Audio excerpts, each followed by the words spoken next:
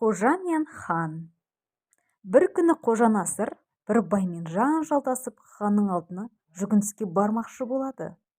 Бай сыйлық беріп, хан байдың сөзін сөйлейтін сезген Қожа хан алдына қойнына бір үлкен тас салып барады.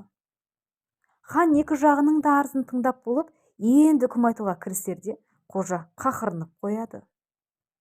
Хан бұрылып, Қожа Насырдың бетіне жалт қарайды. Сонда Қожа ханға жұдырығымен қойнын көрсетеді.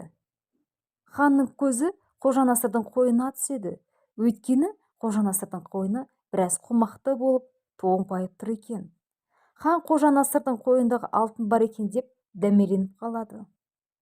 Менің сөзімді сөйлесең, осы алтынды саған берем деп тұр екен деп ойлайды. Сондықтан хан сөзі салмақтай келіп, Қожа Насырдың арызын дұрыстайды. Үкімге риза болмаған бай ашуланып бұлқан-талқан болып кетіп қалады.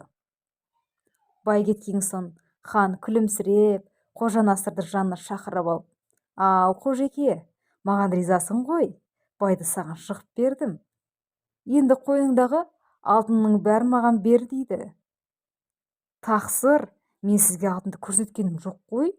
Менің қойнымдағы алтын емес, тас еді» деп Қожа қойнындағы тасты алдына тастай береді.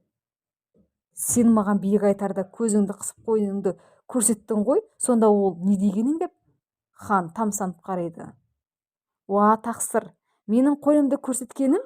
Хан, әділ билік айт, әйтпесе мына таспен ұрып жығам дегенім еді» дейді Қожа.